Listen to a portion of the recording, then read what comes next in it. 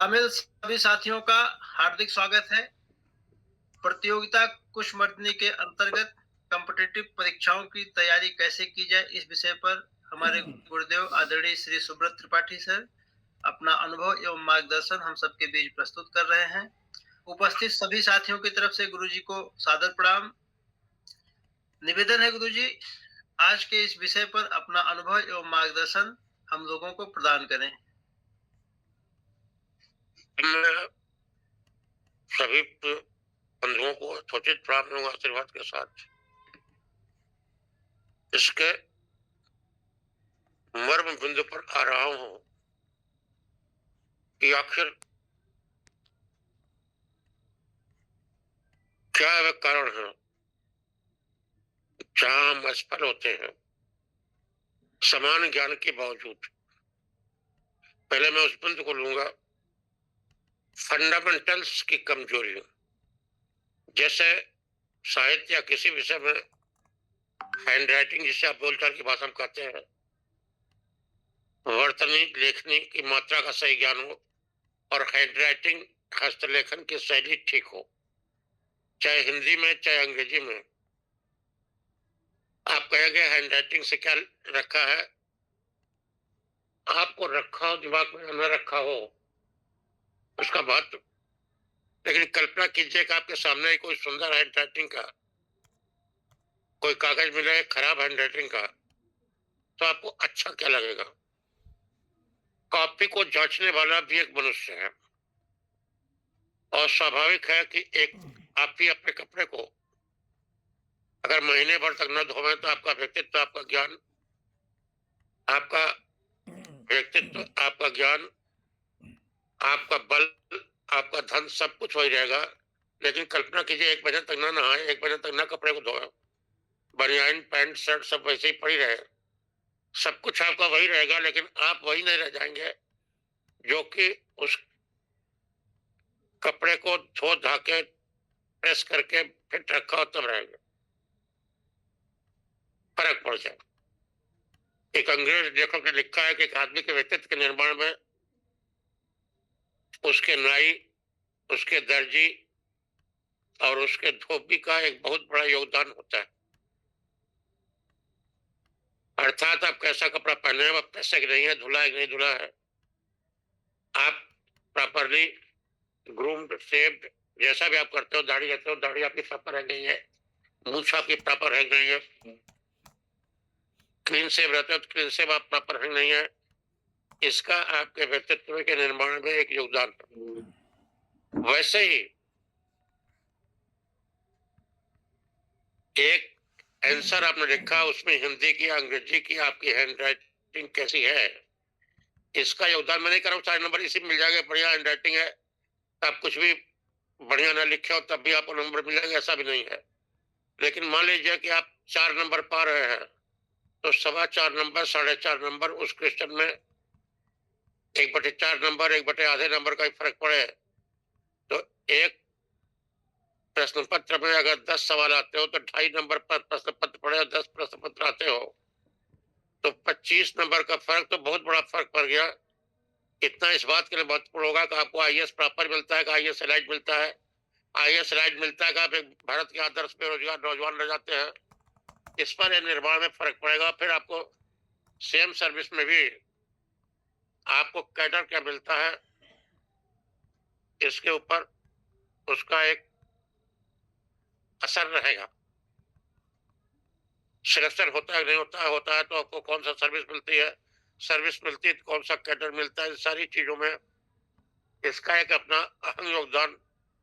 और 1-2 नंबर से आपके व्यक्तित्व के निर्धारण में फर्क पड़ने लगता है और कम से कम हैंड राइटिंग के बूते पर आप अपने टोटल परीक्षा में 25-30 नंबर का फर्क डाल सकते हैं। और यह एक ऐसा फर्क है जो कि बिना किसी अतिरिक्त मेहनत के, बिना किसी अतिरिक्त योग्यता के, केवल शुरू में 1 महीने थोड़ा ध्यान दे लेने से, बाद में उस ध्यान को बनाए रखने से आप अर्जित कर सकते हैं।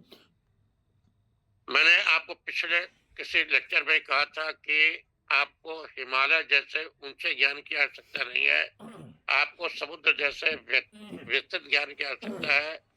एक व्यापक क्षेत्र में आपको थोड़ा-थोड़ा जानना है और आपको अपने व्यक्तित्व को प्रेज़ेंट कैसे करना है। एक कीमती से कीमती कपड़ा पहना दीजिए जो धुला ना हो महीने भर का, और एक सस्ता-सस्ता कपड़ा पहना दीजिए जो उसी दिन का धुला हुआ और प्रेस किया हो। तब भी देखिए दोनों में कौन अच्छा लगता है। उसी तरह से आप कितने भी क्वालिटी के आंसर लिखें, अगर वे सुपाठ्य नहीं हैं, लेजिबल नहीं है, लेजिबल मतलब यही खाली अक्षर पहचान में आ जाए।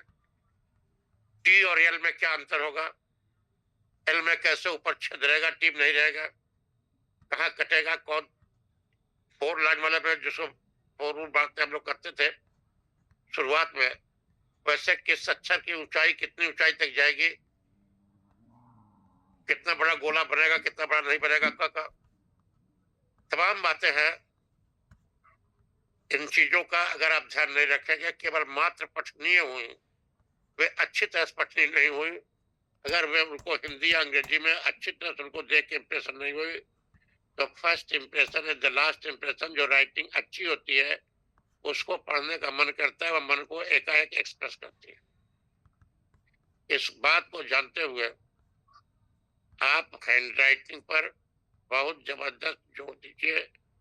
पहले इस पर जोर दिया जाता था, अब इस पर कई लोग आधुनिकतम फैशन में इसकी चर्चा करना तक पिछड़ापन, बेवकूफी और मूर्खता मानते हैं।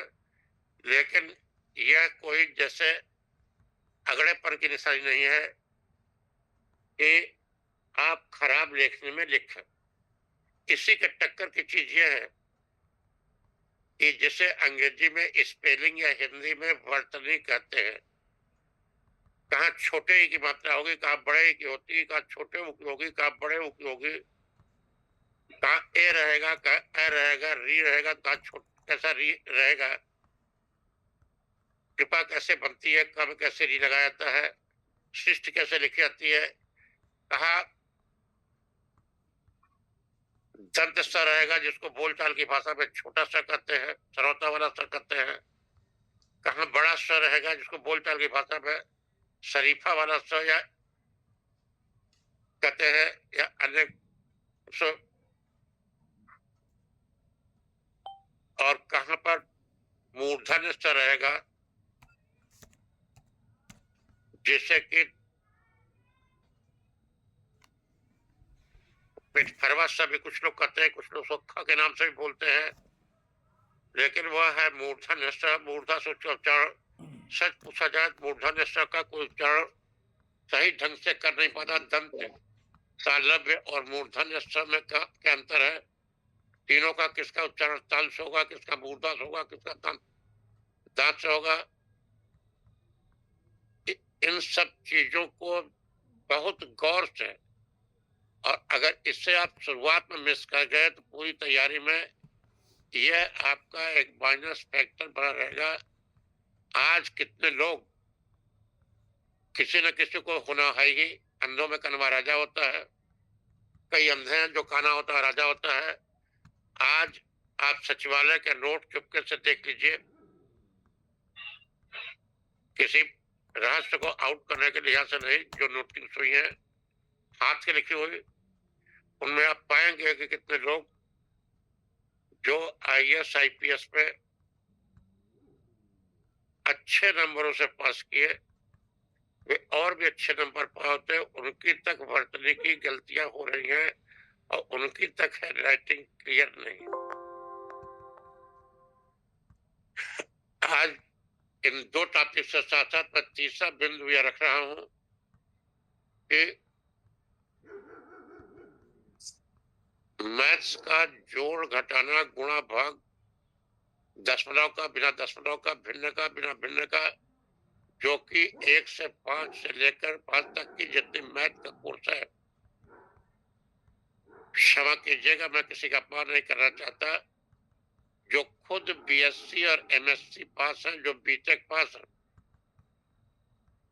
वे अपने आप की परीक्षा जा ले लें, वे कक्षा 3 की किताब ले लें, 4 की किताब ले लें, 5 की किताब ले लें और देख लें क्या उनके सवालों को सही ढंग से वे सॉल्व कर पा रहे हैं। उनको मैं परीक्षा लेकर के उनको अपमानित नहीं करना चाहता। मैं ये भी नहीं उनसे कह रहा किसी और से पैसा दिलावे। फिर वह देखे कि उसमें क्या लिखा है, वह सारी चीजें उनको एक झटके में आ जाएगी। ऐसा नहीं कि मैं नहीं जान रहा, या मैं कुछ ऐसी अजीब चीज बता रहा हूँ।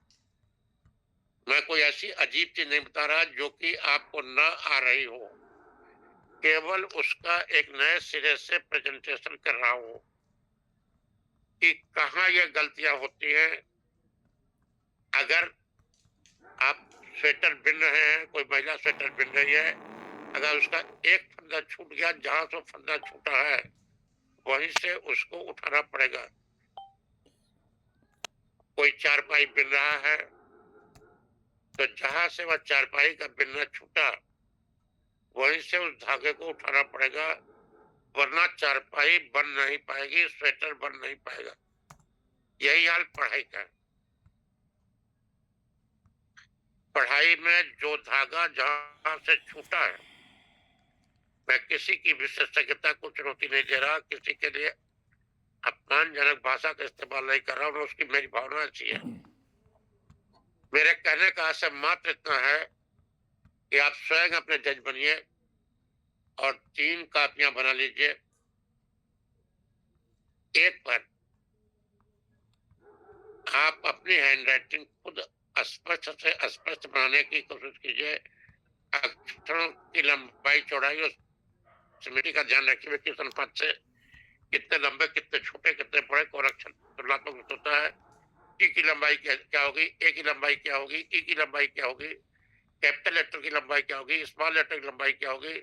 इसी तरह हिंदी में छोटे बड़े, किसकी गोली, किसका डंडा, किसका पंखा कैसा जाएगा, इसको जो अंध पकड़ समझी जाती है उसको अच्छी तरह से देखिए और उस राइटिंग को इम्प्रूव करने की एक कॉपी में रोज कोशिश कीजिए 5 मिनट के बाद। दूसरा 5 मिनट का समय आप केवल 5 शब्द, जो आपको शब्द कुछ अलग से लग रहे हो, हर आदमी का एक स्तर है कि कौन अक्षर पहले रहेगा, कौन अक्षर बाद में रहेगा, कौन किस रेशियो में रहेगा। केवल 5 शब्द रोज समाचार पत्र के, अब जो आपको कुछ नॉर्मल से अलग, जिनकी स्पेलिंग लगे, कहाँ छोटा सा होगा, कहाँ बड़ा सा होगा, कहाँ तरफ होगा, कहाँ अंत होगा, कहाँ पर तरह की तरह रेप की मात्रा क्या होगी। 5 शब्द जिसमें कुछ अजूबापन लगे, जिसमें कुछ अजूबापन लगे, अजीब लगे, ऐसे 5 कड़े शब्द कर लीजिए, नरम शब्द कर लीजिए। हर आदमी अपने स्तर के हिसाब से जिसमें उसको स्वभाव हो, यहाँ पर 1% भी गलती होने को उम्मीद है। ऐसे 5 शब्दों का समाचार पत्र से वह चयन कर ले, उनको अच्छी तरह मिला के अपनी राइटिंग में लिखे। इसी तरह 5 स्पेलिंग और 2 सेंटेंसेज वह किसी अंग्रेजी समाचार पत्र से मिला के लिख ले। 5 स्पेलिंग से ऐसी जिसमें उसे लगे कि 1% में सुबह कर सकता हूं,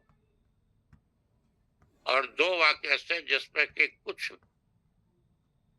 विचित्रता या एक्सप्रेशन की सुंदरता उसे लगे। जैसे कि एक जगह मैंने एक उदाहरण दे रहा हूं, life is made of soft refills and smiles with smiles with everything. कि जीवन में सुख दुख दोनों आते हैं, कहने का छोटा सा वाक्य का तरीका है। लेकिन एक एडिटोरियल में पढ़ रहा था, अच्छा लगा, दिमाग में आ गया। गंगा की बाढ़ का जब पढ़ रहता है तो लिखता है river is on the rampage, the river is in speed. Sudden उसकी सिंपल इंग्लिश हुई, थोड़ा उसको अलंकारिक बना दिया गया, उसको सुंदर बना दिया गया, उसको तेवर दे दिए गए। इसको भाषा को नचाना कहते हैं। जैसे घोड़े को सवार कभी कभी दुलकी मारते हुए, सरपट दौड़ाते हुए नचाने लगता है, वैसे ही भाषा कभी कभी नृत्य करने लगती है। ऐसा संस्कृत साहित्य में माना गया है कि एक आदमी से पूछा गया व्याकरण से, तो उसने कहा कि हाँ भाई ठीक है, ये शुष्क लकड़ी आगे पड़ी है, वर्णन किया। और उसने क्या कहा, नीरस तरवर विलसत पुरता।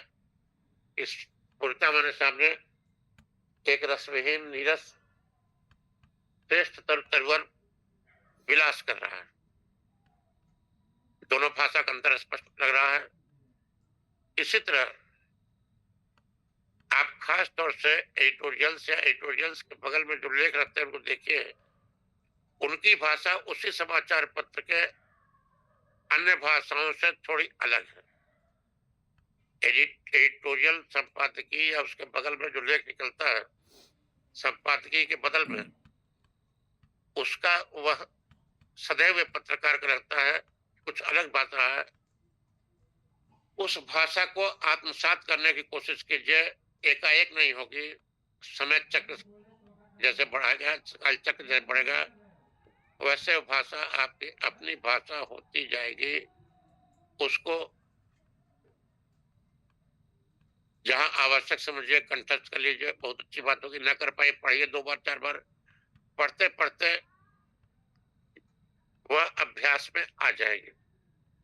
इसमें कुल मिला के राइटिंग को सुंदर बनाने में हिंदी में, अंग्रेजी में और सेंटेंसेज में 15-20 मिनट का समय लगा, मगर 15-20 मिनट का समय ये आपके इंटरव्यू में भी लाभदायक होगा, आपके व्यक्तित्व को बढ़ाएगा, आपकी बातचीत की शैली को इम्प्रूव कर देगा। आप खुद 6 महीने के अंदर अपने को नहीं पहचान पाएंगे। क्या आप वही थे 4 साल से आप तैयारी जो कर रहा हो लड़का, वो 6 महीने केवल 15-20 मिनट का समय मजाक में इसको देखे और देखे कि उसके व्यक्तित्व में कितना आमूल चूल परिवर्तन आ जाता है। जो चीज बार बार पढ़ी जाती है वह चीज अभ्यास में आ जाती है, वह चीज व्यवहार में आती है, वह शरीर का एक भाग हो जाता है।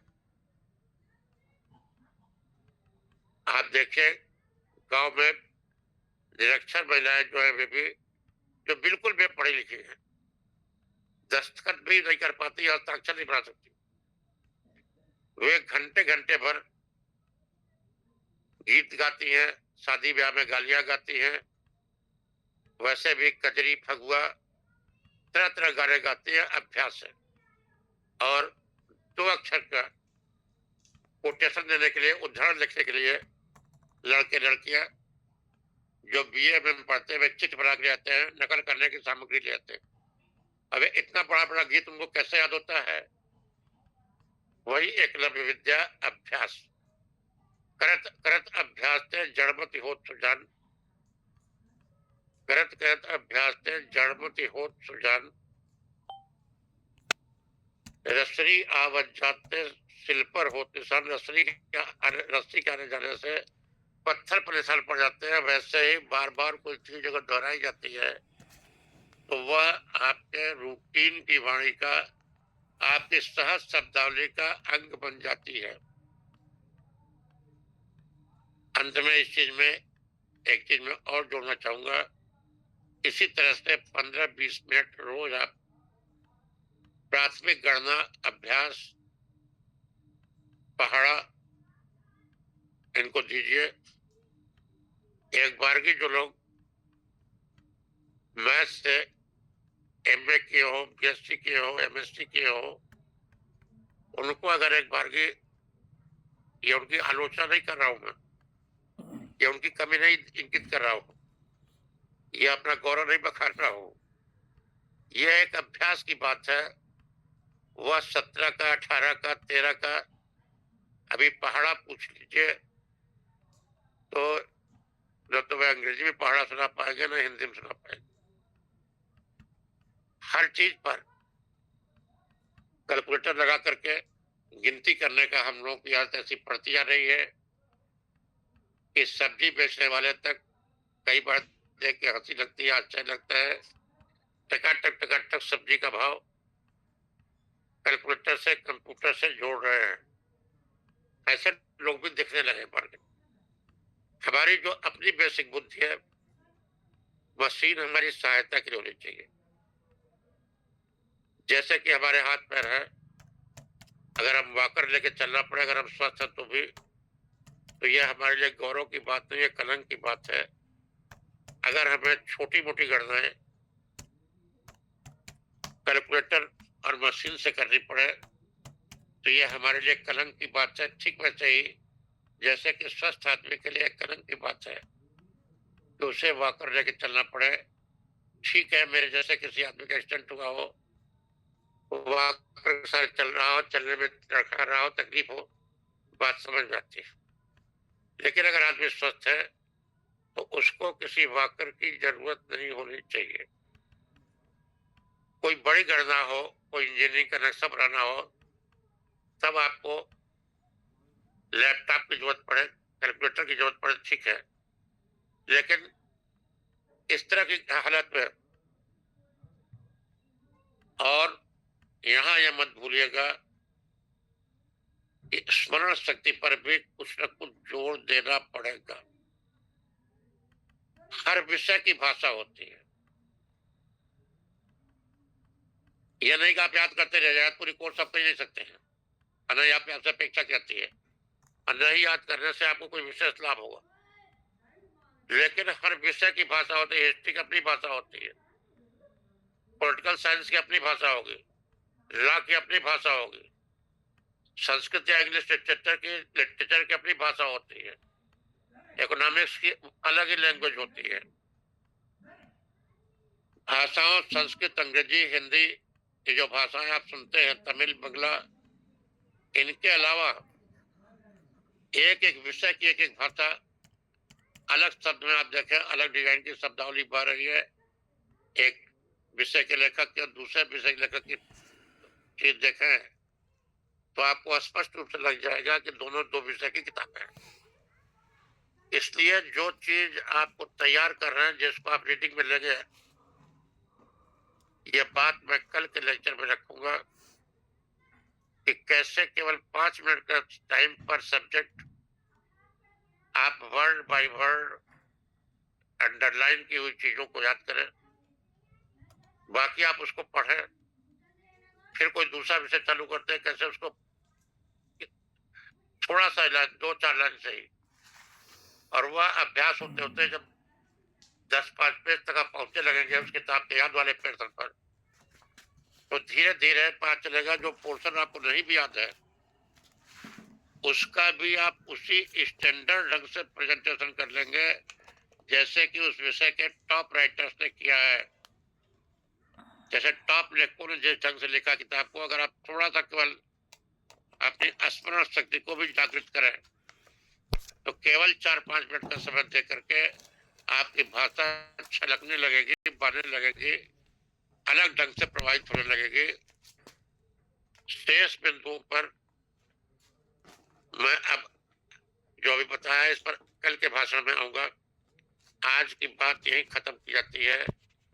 3 बातों को फिर से दोहरा रहा हूँ, जोड़ते हुए 3-4 बातों को। पहली बात, अपनी राइटिंग पर, लेखन की शैली पर, हैंड राइटिंग पर, हिंदी या अंग्रेजी बहुत जबरदस्त जोड़ दें। दूसरी बात यह है कि किसी भी तरीके से आप वर्तनी स्पेलिंग पर जोड़ दें। 5 शब्द ऐसे हिंदी और अंग्रेजी में लिखें जिनकी स्पेलिंग कुछ अजीब हो। जैसे लेफ्टिनेंट है, हम लोग उसको तोड़ के याद रखते थे, LIUTENANT, LIEUTENANT। ये लेफ्टिनेंट के किसी भी उच्चारण के आधार पर कोई बढ़िया से बढ़िया स्कूल के बच्चा अगर उसने ध्यान से याद नहीं किया है, उसकी स्पेलिंग को तो वह नहीं लिख पाएगा। आपको मैगजीन, अखबार कुछ भी पढ़ते समय जो 5 स्पेलिंग अजीब लगे, हिंदी में जो 5 वर्तनी अजीब लगे, मात्रा का ज्ञान जिसमें हो, या कोई अक्षरों का टेढ़ापन हो, ये सीधा ना हो, अजीब टाइप के लगे, आपको लगेगा हम लिखते भी इनको गड़बड़ा सकते हैं। अगर आप कंफ्यूजन हो, जैसे सुदर्शन जी का नाम है कि पहले बड़ा सा रहेगा, बाद में छोटा सा रहेगा, पहले छोटा रहेगा, बाद में बड़ा रहेगा। अगर कहीं भी किसी को कंफ्यूजन होगा, किसी को नहीं होगा। हमारा जैसे खुद का नाम है, इसमें कभी आदमी कंफ्यूज कर जाता है। तो जहां पर जरा भी कंफ्यूजन होने की गुंजाइश हो, ऐसे 5 शब्दों को डेली लिख लें और 2 वाक्य जहाँ की भाषा थोड़ी आपको आम शब्दों की भाषा से अलग लग रही हो, इसको लिख लें।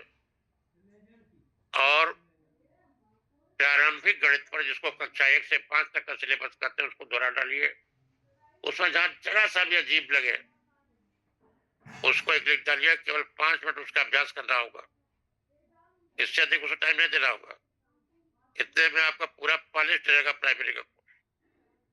कुल मिला के ये 20 मिनट का टाइम हुआ। अगर इस 20 मिनट के टाइम को आप नहीं खर्च करेंगे तो यह ऐसा सट का रोग बनेगा कि आपकी पूरी तैयारी को अपने ताकत से खड़ा होने नहीं छोड़ेगा। इसलिए इस पर ध्यान दीजिए, इन बातों पर। अगर आप कम मेहनत से, कम टाइम खर्च करके, अगर आप हाईली क्वालिफाइड बनना चाहते हैं, ऊंची सूची रैंक चाहते हैं, तो इसका कोई जवाब नहीं है। धन्यवाद। आप सभी को सादर नमन। बहुत बहुत धन्यवाद। जी, बहुत-बहुत धन्यवाद गुरुजी। आपने चीज़ों को बहुत ही बेहतरीन तरीके से स्पष्ट किए और जो है इस पे अभ्यास करने के लिए वर्कआउट भी मिला। हमारे बीच में कुछ अन्य साथी हैं गुरुजी, स्टूडेंट्स हैं, उनके अभिभावक हैं। मैं चाहूँगा बारी-बारी से उनके अगर कुछ प्रश्न हो तो वे आज ज़रूर पूछ सकते हैं। हमारे बीच में आदरणीय सुदर्शन सूर्या जी हैं। सूर्या, निवेदन करूँगा अगर कुछ प्रश्न हो तो अवश्य अपना प्रश्न रख सकते हैं।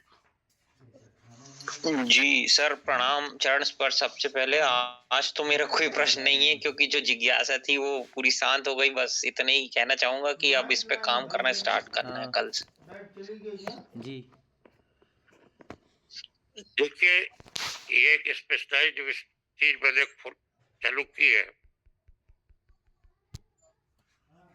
विवेकानंद जी भी इस बात हो रहे थे कि तो उसमें बात पर परिपता भाई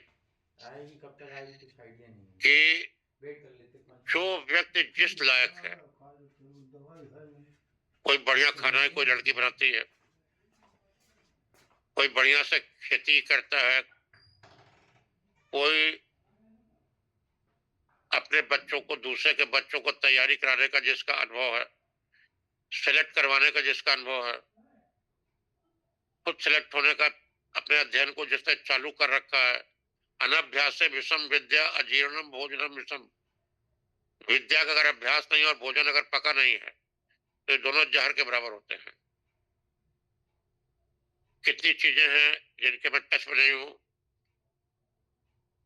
जो पढ़ी भी होगी मैंने कभी, अगर मैं उसके टच में नहीं हूं तो उस सब्जेक्ट पर बोलने का मुझे कोई अधिकार नहीं है।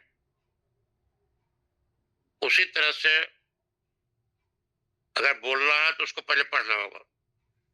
और जहां पर टच में है आदमी, अल्पज्ञ आदमी भी बोल सकता है।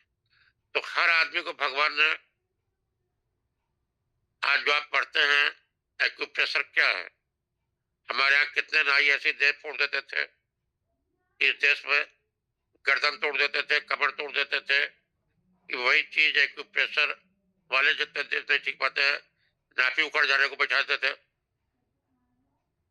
और तमाम चीजें देह में कराने पर। एक चपरासी थे, पीडब्ल्यूडी के थे, बहुत बुजुर्ग हो गए हैं, अभी भी कभी कभी भेंट होती है। आज के 30 साल पहले मुझे डॉक्टर ने कहा था कि आपको अर्जेंट ऑपरेशन करना होगा गले का, आपको बड़ी सीरियस स्पॉन्डिलाइटिस हो गई है। उन्होंने चैलेंज किया, मैं मल मल के ठीक कर दूंगा। अब उन्होंने खाली मालिश करके ठीक कर दिया कि मैं गले में पट्टा भी नहीं बांधता हूँ और सारे काम अपने कर रहा हूँ। इसी तरह से बहुत सी ऐसी कलाएं हैं।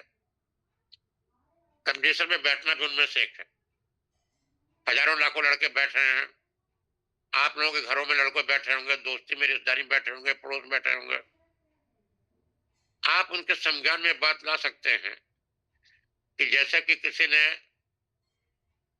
मेरे गले की मालिश करके स्पॉन्डिलाइटिस ठीक की, वैसे समझ लो कि उस अबोध बच्चे की मैं गले की मालिश कर रहा हूं कि कैसे उसके सीमित ज्ञान को दायरे बढ़ाया जाए। और जितना दायरा बढ़ा है उसकी अभिव्यक्ति कैसे हो और उसकी अभिव्यक्ति सुंदर कैसे लगे, इन 3 आइटम पर ध्यान दिया जाए तो मध्यम वर्ग के तो छोड़िए, छोटे छोटे वर्ग के लड़के तक अगर उनमें ज्ञान है और ध्यान देने की आदत है तो जिस क्षेत्र में चाहे बढ़ सकते हैं। जिस क्षेत्र में मैंने थोड़ा बहुत ज्ञान अर्जित किया है और अब भी प्रयास करता रहता हूँ, उस क्षेत्र में उसको व्यापकता देने की, उसको आम जन तक पहुंचाने की कोशिश कर रहा हूँ। आप में से जिस किसी के अपने घर में दूसरे घर में बच्चे हो या जिसमें समाज सेवा की भावना, कुछ लोगों में भावना फैलाए, वो उनको बता सकता है। इसी तरह जिसको जिस दूसरे क्षेत्र में ज्ञान हो, ना ज्ञान हो, कम से कम रुझान हो, उस क्षेत्र के किसी आदमी को प्रेरित कर सकता है कि वह बढ़िया खेती के नमूने दिखाए जा सकते हैं। आज हमारे देश में कितने ऐसे ऐसे कृषक हैं जो कि किस यूनिवर्सिटी तक के साइंटिस्ट तक को रास्ता बताने की क्षमता रखते हैं। ऐसे ऐसे मैसेजर्स हैं, मैसेज करने वाले हैं, मैसेजियर्स, कि वे एक्यूप्रेशर के विद्वानों तक से लोहा लेने की क्षमता रखते हैं। हम अपनी देसी कलाओं को, यही मर्म चिकित्सा थे, हमारे विश्वविद्यालय फूक दिए गए, बहुत दिन से हमारे ग्रंथों पर शोध नहीं हुआ, अध्ययन को व्यापकता नहीं दी गई, जिसके नाते हम पिछड़ते चले गए। आप सभी से मेरा अनुरोध है कि जीवन के जिस क्षेत्र में भी आप गति दे सकें, लोगों में फैला सकें अपना ज्ञान, दूसरे का ज्ञान, उसको ये समाज सेवा का अंग मान करके, ये जीवन की यही एक विधा नहीं है जो जिस पर मैं बोल रहा हूं, सैकड़ों विधाएं हैं। उन विधाओं में से एक ये भी है। पहलवानी भी एक विधा है, खेलकूद एक विधा है, साहित्य संरचना एक विधा है। तमाम विधाओं में से एक विधा ये भी है। आप सबका सहयोग वांछनीय है। कोई सुझाव हो, कोई टॉपिक हो जिस पर प्रतियोगिता संबंधित, जिस पर आगे चल करके आप विचार करना चाहते हो, तो आप एजेंडा में जोड़ सकते हैं। उस पर भी, उस टॉपिक को भी एजेंडा में रखा जाएगा। धन्यवाद। जी गुरु जी। हम सबके बीच में आदरणीय अवध कुमार जी हैं। अवध सर, निवेदन है, अगर कुछ टिप्पणी हो, कुछ प्रश्न हो जो मन में आ रहे हो तो आप अवश्य पूछ सकते हैं। अवध सर। गुरु जी प्रणाम। मैं अवध कुमार इंटर कॉलेज में हिस्ट्री का लेक्चरर हूँ। और सर, हमको कोई अभी जिज्ञासा नहीं है। आपको बहुत बहुत धन्यवाद देना चाहता हूँ कि आपने अपने, कहने मतलब कि अपने संदेश को एक ऐसे कैरेक्टर के माध्यम से लोगों तक पहुंचाने का प्रयत्न किया है जो वास्तव में बहुत ही अनुकरणीय है। आजकल लोग जो है एकलव्य का जो है निगेटिव पक्ष ही केवल प्रस्तुत करते हैं कि ऐसा एकलव्य जिसका मतलब कि अंगूठा काट लिया गया। भाई, एकलव्य बनने के लिए उसने जो प्रयत्न किया, कहने मतलब कि लोगों को उसको फेल करने के लिए अंगूठा काटना पड़ा, तो हमको पहले एकलव्य बनने का तरीका सीखना चाहिए। एकलव्य ने अपने आप को कैसे एकलव्य बनाया, वो तो अंगूठा की बात जो है वो तो बाद की बात है। तो ये चीज लोगों में ये जानना चाहिए। जैसे आपने एक प्रयोग किया कि हमको एकलव्य ज्ञान अर्जित करना है, सेल्फ स्टडी और सेल्फ कॉन्फिडेंस, ये एकलव्य के चरित्र में ये दोनों चीजें भरी हुई थी। तो हमारे स्टूडेंट के अंदर भी ये चीजें आनी चाहिए। गुरु जी, बस बहुत बहुत धन्यवाद। बहुत धन्यवाद। मेरे पिताजी लेक्चरर थे कॉलेज में। वे प्रारंभ से ही, हम देहात के कॉलेज के पढ़े हुए लोग थे। जी जी। अपने सुपीरियरिटी कॉम्प्लेक्स से जी दबा करके विद्यार्थियों में इंफीरियरिटी कॉम्प्लेक्स का संचार करने का काम समाज का सुस्थापित तबके के अधिकांश लोग करते रहते हैं। जी जी उसके हम लोग भी जब कभी शिकार होते थे जी तो पिताजी का मुझे अभी स्मरण आता है, वे उससे उबारने की कोशिश करते थे और उस उबारने की कोशिश में उन्होंने बहुत बार एकलव्य के चरित्र को रोल मॉडल के रूप में हम लोग सामने उपस्थित किया और बड़े जी। विस्तार से उसके बारे में महाभारत वगैरह के अंशों को जी जो अनुदित रूप में अनुवाद के रूप में प्रस्तुत किया गया था गीता प्रेस वगैरह में और किताबों में, उनको जी। ले आके वे पढ़ाते थे।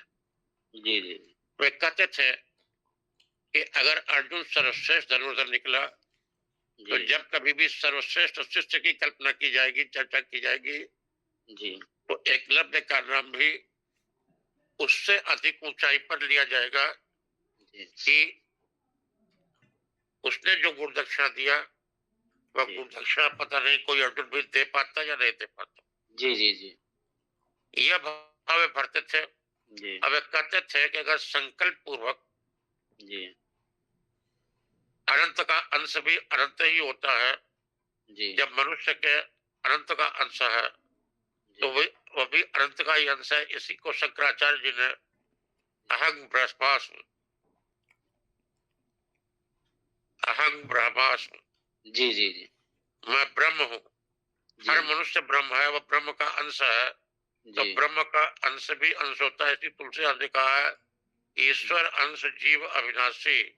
जी तो जिस क्षेत्र में भी जी जो भी कोई चाहेगा, जी इसी को ईसा मसीह की उक्तियों से कभी कभी दोहराते थे हम लोग को प्रेरणा देने के लिए कि जो खटखटाएगा उसके लिए खोला जाएगा, जो मांगेगा वह पाएगा। ईसा मसीह जी ने मनुष्य से कहा है कि ईश्वर तुम्हारा पिता है, वह परम पिता परमात्मा है। ऐसा नहीं हो सकता तुम अपने पिता से कोई बढ़िया मिठाई मांगो, वो तुम्हें कोई गंदा सा जमीन का धूल का सना हुआ टुकड़ा दे दे। जी जी जो खटखटाएगा उसके लिए खोला जाएगा, जो खोजेगा वह पाएगा। जी तुम्हारी इच्छाएं जो संकल्प कर लोगे तो जी। तुम्हारे संकल्पों को परमपिता परमात्मा पूर्ण करेगा। तो जी जिस क्षेत्र में भी आदमी को रुचि और रुझान हो, कोई भी क्षेत्र छोटा और बड़ा नहीं है, जी जी उस क्षेत्र में उत्कृष्टता के कितने ऊंचाई तक आप पहुंचते हैं, यही आपका बड़प्पन शो करता है। और उसमें भी कैसे आप अपने को मनुष्य बनाए रखें। जी जी होता है कि प्रयास करने पर सफलता न मिलने पर आदमी को दुख होता है, असफल होने पर वह अहंकार से अभिभूत रहता है। अहंकार से मैं नहीं कहता कि मुझे अहंकार नहीं है, आपको अहंकार नहीं है। अहंकार तो सबको थोड़ा बहुत, काम क्रोध मद लोभ मोह भय सारे अहं के भाव मनुष्य में वर्तमान रहते हैं। इनको हम जितना ही दबा सकते हैं उतना ही हम उत्कृष्ट मनुष्य बनते हैं। यही हमारी उत्कृष्टता की असली पहचान है कि हमने अपने मेन व्यसनों को कितना दबा लिया है, कितना दबा लिया है। अगर ये कुर्सी किसी को दबा ले जाती है, समझ लीजिए वो कुर्सी से हार गया। जी अगर वह कुर्सी को दबा ले गया, अपने अहंकार को दबा ले गया, जनसेवा में लगा रह गया, जी तो समझ लीजिए कुर्सी को दबा ले गया। जी जी ये लड़ाई सतत लड़ाई है। जी हम 4 साल से जीतते आ रहे हैं, तो कब 5वें दिन हार जाए इसको नहीं कहा जाता है। जी जी इसलिए जितना हो सके अपने को दुर्व्यसनों से लड़ाई में जीतने की कोशिश करना चाहिए। और इसका एक ही मंत्र है कि जो आपसे ऊंचे है उससे प्रेरणा लीजिए, जो आपसे नीचे है उसको उठाने की कोशिश कीजिए। जी जी जी जी धन्यवाद। जी बहुत बहुत धन्यवाद सर। हमारे बीच में आदरणीय राहुल शुक्ला जी हैं। राहुल, निवेदन करेंगे माइक अनम्यूट करके अगर कुछ प्रश्न हो अथवा कुछ टिप्पणी हो अवश्य प्रस्तुत करें। राहुल शुक्ला।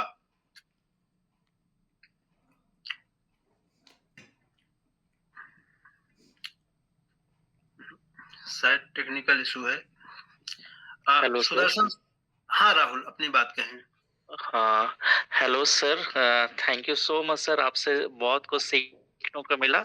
सर मेरा आपसे ये प्रश्न है सर कि मैं पेशे से सर प्राइवेट शिक्षक भी हूँ, कोचिंग सेंटर में पढ़ाता हूँ जिसमें मेरे 5 से 6 घंटे जाते हैं, लेकिन मैं अपने साथ भी अपनी सिविल की भी तैयारी करना चाहता हूँ सर। उसमें टाइम मैनेजमेंट सर नहीं हो पाता सर, तो इसको मैं कैसे करूँ सर? आप थोड़ा मार्गदर्शन प्रदान करें।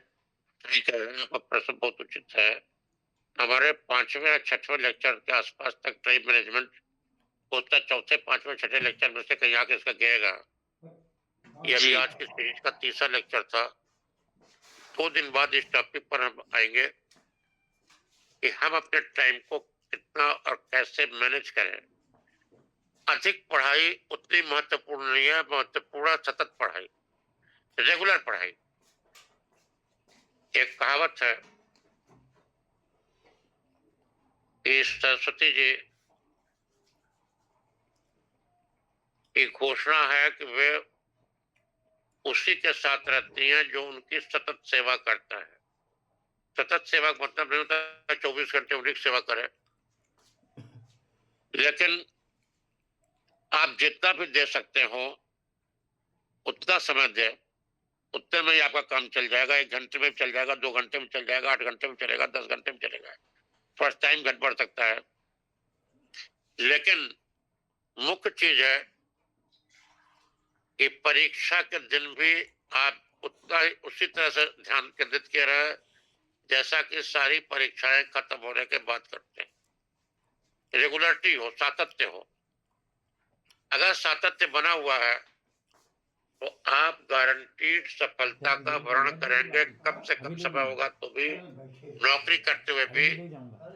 मैं आपको दिखा सकता हूँ बाय एग्जाम्पल कि जिन लोगों ने पुलिस जैसी व्यस्त विभाग में डंडा लेके जो सिपाही की नौकरी करते रहे हैं, वे तक कैसे उचित प्रेरणा और गाइडेंस पाने पर आईपीएस तक में उनका सिलेक्शन हुआ है, जबकि आईएएस आईपीएस जो भी कंपटीशंस होते हैं एक तरह के उनके सिरमौर कंपटीशंस हैं, उनमें वे लोग तक सिलेक्ट हुए हैं जो लोग हाई स्कूल यूपी बोर्ड तक में प्रथम श्रेणी नहीं आए, सेकेंड क्लास थर्ड क्लास आए, जो 9th तक में बायोडाटा देखिए आप इंटरनेट पर उठा करके जी। जो लड़के लड़कियां हाई स्कूल और इंटर तक में प्रथम नहीं आए, कई तो 9th और 10th तक में फेल हुए, वे लोग तक आईएएस और आईपीएस तक के कंपटीशंस में आए हैं। बाकी अन्य कंपटीशंस तो उनसे जूनियर ग्रेड के ही माने जाते हैं। आप कुछ भी प्राप्त कर सकते हैं, ये भी नहीं रात दिन में पढ़ते रहे भाई। जो आदमी पुलिस की ड्यूटी करता रहेगा कुछ तो ड्यूटी लगती रहेगी, कहाँ कितना पढ़ लिया होगा जी। लेकिन नहीं भाई, एक अध्यापक से एक तो अधिक टाइम उसका लगता रहेगा ड्यूटी में। आपको सफलता जो भी आप लक्ष्य बना लेंगे निश्चित मिलेगी। केवल सातत्य बनाए रखें। टाइम टेबल एक बड़ा इंपॉर्टेंट पोर्शन होता है। इसको संभवतः 1 या 2 लेक्चर के बाद मैं टाइम टेबल पर ही आ रहा हूँ, इसलिए विस्तृत रूप से चर्चा तभी होगी। अगर किसी कारणवश आप कुछ मिस भी कर जाएं तो लिंक मांग करके आप विक्रांत जी से उसे दोबारा भी देख सकते हैं, उसे अपने पास प्रिजर्व भी कर सकते हैं। जी जी धन्यवाद गुरु जी। हमारे बीच में आदरणीय निवेद्या छेत्री साहब हैं। छेत्री सर माइक अनम्यूट करके अगर कुछ प्रश्न हो तो अवश्य रखें, प्रश्न अथवा टिप्पणी। निवेद्या छेत्री सर। नहीं सर, मेरा कोई प्रश्न नहीं है। Okay, thank you. हम सबके बीच में भूपाक्षी जी हैं। भूपाक्षी निवेदन करेंगे माइक अनम्यूट करके अगर कुछ प्रश्न हो तो अवश्य रखें। भूपाक्षी जी।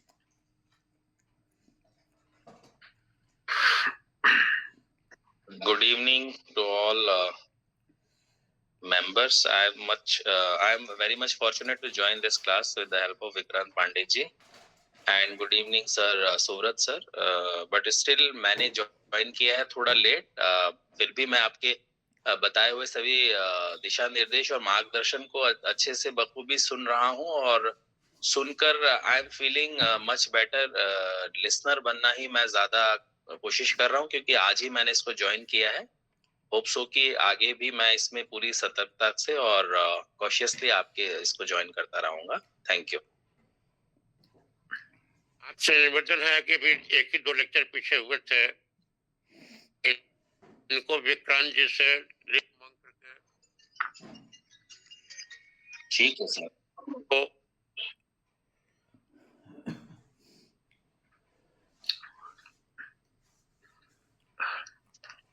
हम सबके बीच में SB तिवारी जी हैं.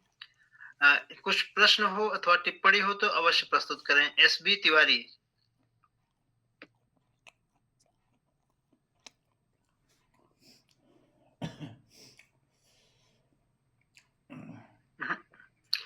आवाज नहीं प्राप्त हो रही है.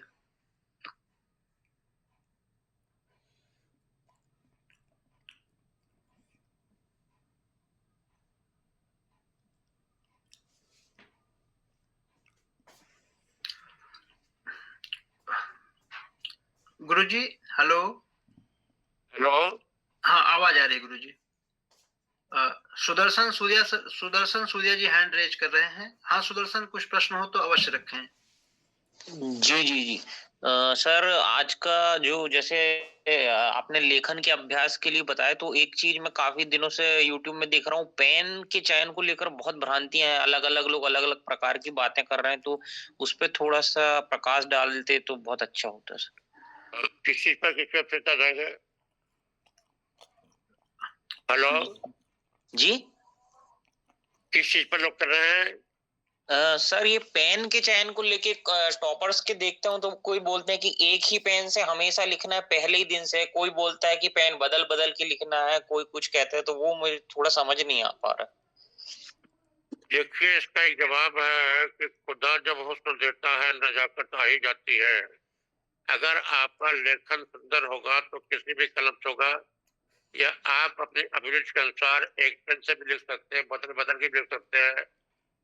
मेरी समझ में हो सकता है इनके पीछे भी कोई लॉजिक हो और वह मेरी समझ में ना आया हो, लेकिन जहां तक मेरी समझ जाती है ये सब सोचने बाजियां हैं. यद्यप मेरी बात को हरदम मेरी बात या किसी की बात को 100% नहीं मानना चाहिए, उनके बारे में सोचते रहना चाहिए. लेकिन जहां तक मेरा अनुभव है, मैंने कलम बदल के भी लिखा है, सेम कलम से भी लिखा है. क्योंकि जब आप जाएंगे कहीं लिखेंगे प्रैक्टिकल लाइफ में तो एक ही कलम आपको नहीं मिलेगी. जी. इसलिए जैसा भी उपलब्धता और सुविधा हो, प्रश्न है कि उनका लंबाई चौड़ाई क्या होगी अक्षरों की. इस पर राइटिंग में सबसे बड़ी मेन ध्यान ये होता है कि उनकी लंबाई चौड़ाई क्या होगी. एल कितना बड़ा होगा, ई कितना बड़ा होगा, तो स्मॉल ए कितना बड़ा होगा, कैपिटल ए कितना बड़ा होगा. अधिकतर लोग जब लिखने बैठते हैं, ध्यान न दीजिए, तो अपने में से 10 दोस्तों से लिखवाइए, तो 10 की लिखावट में प्राय आपको जितना लंबाई चौड़ाई होनी चाहिए उतनी लंबाई चौड़ाई अक्षरों की प्राय आती नहीं है. यह एक ऐसी स्वाभाविक गड़बड़ी है जो कि लिखावट में अधिकांश के आ जाती है.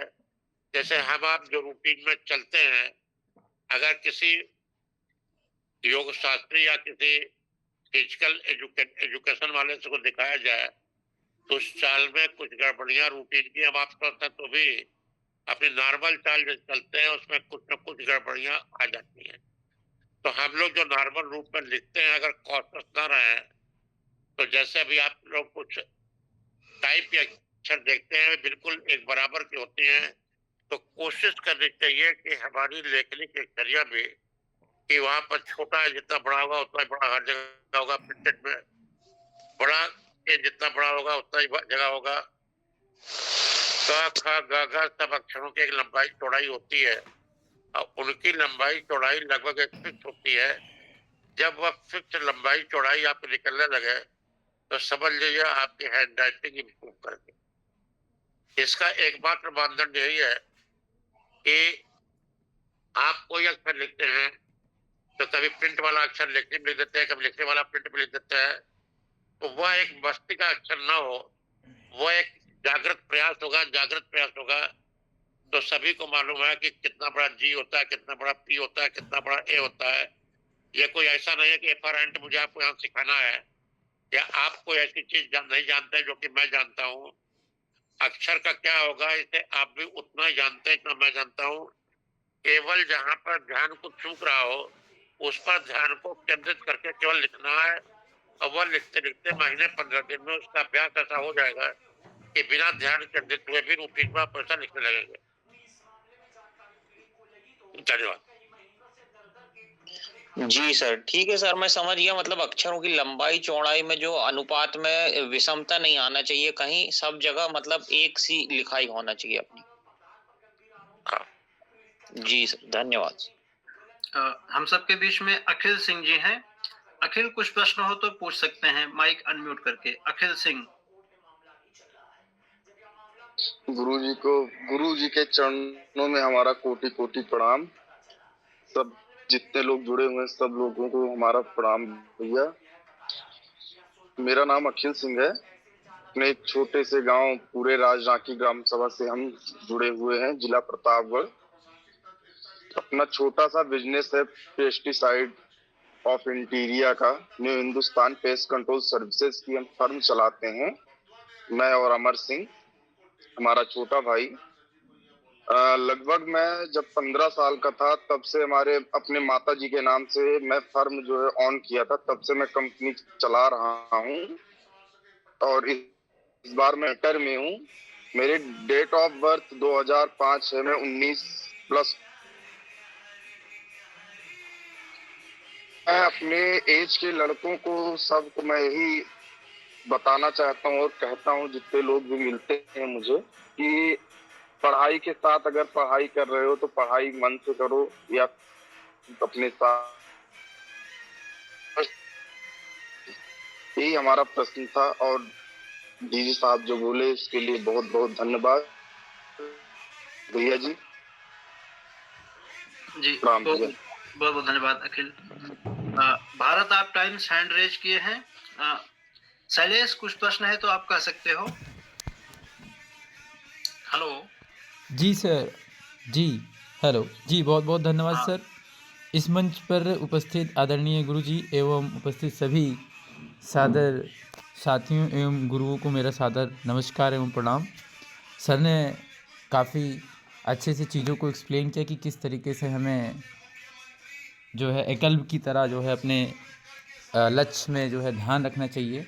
उसी तरीके से चीज़ों को लेकर के सर, जैसे मेरे माइंड में एक सवाल आ रहा है सर, जैसे कि बड़ा जो है मन जो है कभी कभी दिमाग कहता है कि बिज़नेस कर लेना चाहिए, बिज़नेस में ये चीज़ें हो सकती हैं, पॉसिबिलिटी नज़र आती है, वहाँ तक माइंड जो है जाता है कि हाँ ये चीज़ ही पॉसिबल हो सकती हैं। अगर दुनिया में ये चीज़ें हो रही हैं, इतनी चीज़ें हो सकती हैं, तो क्या उसको किस तरीके से एक स्पष्ट, एक मतलब कह सकते हैं कि वो चीज़ें मेरे को पहले ही नज़र आ जाए कि हाँ ये चीज़ें हो सकती हैं। स्पष्ट कैसे हो, उस चीज़ को करने से पहले हमको ये दिख जाए कि इस चीज़ में सफलता मिल सकती है। इतना बड़ा बिज़नेस, या मैं बिज़नेस में ज़्यादा इंटरेस्ट रखता हूँ, तो मुझे लगता है कि बिज़नेस में इतना बड़ा बिज़नेस कैसे बनाया जा सकता है। तो चीज़ें मैं सोच पाता हूँ, लेकिन जो एक स्पष्ट वाली बात है कि हाँ ये चीज़ें हो सकती हैं या नहीं हो सकती हैं, तो उसको स्पष्टता कैसे लेकर आया जाए। एक मिनट। जी बिजनेस को कैसे व्यापक बनाया जा सकता है, इस पर कुछ और एक्सपर्ट को साथ लेकर के इसकी एक विधा को खोलने का प्रयास किया जा रहा है। उसमें जुड़ने पर और उसमें आपको इसके स्पेशलाइज्ड आंसर मिलेंगे कि कैसे अर्थव्यवस्था में आदमी अपने को आसमान छू सकता है। अभी 8-10 टॉपिक्स खोले गए हैं, जैसे जिस टॉपिक को आप देख रहे हैं गुरुदक्षिणा, ये कंपटीशन की कोचिंग का है। इसके अलावा मान लीजिए कोई सस्पेंड कर दिया गया, कोई और दुखी कर दिया गया, किसी को गुंडे बदमाश को पनिश किया गया, किसी को बिना गुंडा बदमाश हुए अनावश्यक पुलिस पनिश कर रही है, गुंडे बदमाश किसी को पीड़ित कर रहे हैं, किसी को ससुराल वाले पीड़ित कर रहे हैं, किसी मायके वाले पीड़ित कर रहे हैं, किसी भी तरह का शिकार है उसके लिए 8 स्तर किया गया। जो शासकीय मुद्रा के दुरुपयोग में इंटरेस्टेड है उसके लिए ये क्या नाम है, ये और भी एजेंसियां खोली गई थी कि नाम उसका ध्यान चल रहा है। इसी तरह से सरकारी तंत्र को कैसे विवश कर दिया जाए कि आपको सतावे ना, उसके लिए प्रेशर ग्रुप खोला गया है। ऐसे 8-10 वर्किंग ग्रुप्स खोले गए हैं जिसमें समय समय पर आपकी जो क्वेरीज आएंगे, जब 8-10 क्वेरीज इकट्ठा हो जाएंगे तो आपको सूचना देते हुए उसमें समय समय पर साप्ताहिक या पाक्षिक क्लासेस होते हैं, उसमें प्रश्न उत्तर होते हैं। इसका उत्तर जब इसमें करीब कुछ और एक्सपर्ट मुझे मिल जाएंगे, जीवन की हर विधा पर खोलने का कोशिश कर रहा हूँ, जिसमें हर विधा को डील करने के लिए कुछ एक्सपर्ट्स की आवश्यकता होती है, उनको छांट लिया जाए। अगर आप भी किसी विधा में किसी को गाइड कर सकते हो तो आप बता सकते हैं, वरना जो लोग गाइड कर सकेंगे। आप किस विधा में सुनना चाहते हैं इसका अपना इंटरेस्ट लिख के विक्रांत जी दे दीजिएगा, इस विधा का खुलवाने का कोशिश करेंगे। जी जी बिल्कुल सर। सर जैसे एक चीज़ और मेरे माइंड में था कि जो ये बड़े बड़े न्यूज़ चैनल्स चलते हैं अभी, जो अगर मैं छोटा सा एक सर आप भी जानते हो कि लल्लन टॉप जो न्यूज़ चैनल है, आई थिंक मुझे लगता है 2015 या 14 में शुरू हुआ था ये। आज 10 साल लगभग होने जा रहे हैं लल्लन टॉप चैनल्स को। तो ये किस तरीके से ग्रो करते हैं और किस तरीके से चीज़ें होती हैं, अगर इस पर कुछ आपका सर हो तो।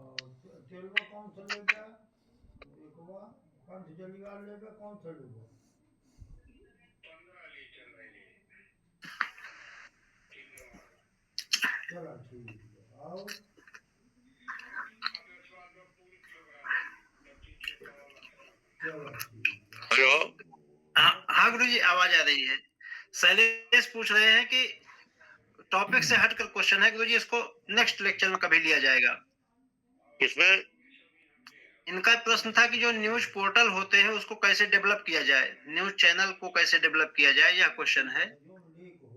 अब ये जो है मैंने कहा ना कि मिसलेनियस में आएगा, इसके लास्ट लिए कोई पाक्षिक या साप्ताहिक लोगों को क्वेरीज आपको नोट कर दी जाए, उस पर साप्ताहिक या पाक्षिक कोई वार्ता रख ली जाएगी, जिस फील्ड में रहेंगे उस फील्ड के एक्सपर्ट को बुलाते हुए उनको सुनाते हुए। हाँ बिल्कुल सर। हम सबके बीच में SB तिवारी जी हैं, अगर कुछ प्रश्न हो तो अवश्य रख सकते हैं। SB तिवारी।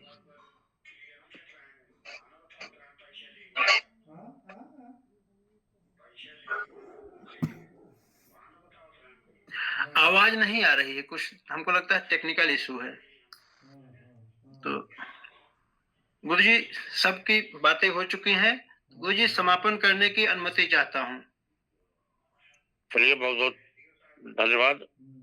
सब समापन की प्रक्रिया प्रारंभ कीजिए इस अनुरोध के साथ कि जिन्हें किसी अन्य टॉपिक में कुछ सुनना चाहते हैं, कंपटीशन के अलावा ऑलरेडी दर्जनों टॉपिक चल रहे हैं, आप उनकी सूचना उनको लिंक पर दे दीजिएगा कि वे कुछ साहित्य उसका उपलब्ध है, उसको पढ़ना, उसके बाद उसको चालू किया जाए, उसको साप्ताहिक या पाक्षिक। और जो लोग इस स्पेसिफिक फील्ड में इंटरेस्टेड है वे इसमें पूछ लें, और जो किसी और फील्ड में इंटरेस्टेड है वे उस फील्ड में उसके क्लासेस की टाइमिंग सुन करके उसमें अपीयर होने की कोशिश करें, वहां उनको उसका जवाब दे दिया जाएगा। यह फोरम उन लोगों के लिए है जो कि किसी कंपटीशन की तैयारी कर रहे हैं या जिनके घर के बच्चे तैयारी कर रहे हैं। बिल्कुल गुरुजी। तो ठीक है गुरुजी, फिर कार्यक्रम को समाप्त करते हैं। शामिल सभी साथियों का बहुत बहुत धन्यवाद, आपने अपना कीमती समय दिए। हमारे बीच में सरोज सर उपस्थित हैं, सर को सभी साथियों की तरफ से सादर प्रणाम। गुरुजी अभी कार्यक्रम को हम समाप्त कर रहे हैं, तो आप सभी साथियों ने अपना कीमती समय दिए, इसके लिए बहुत बहुत धन्यवाद। यह जो है सीरीज प्रतिदिन सायंकाल 7:30 से 8:30 बजे प्रतियोगी परीक्षा की तैयारी कर रहे छात्र छात्राओं एवं उनके अभिभावकों के माध्यम से उन तक सही जानकारी पहुंचाने के क्रम में चलाई जा रही है। निवेदन करेंगे आप सभी नित्य अपने साथियों के साथ, स्टूडेंट्स अपने और साथियों के साथ इस सीरीज का लाभ लें और आगे बढ़ें। सभी को सादर प्रणाम। हरे कृष्णा हरे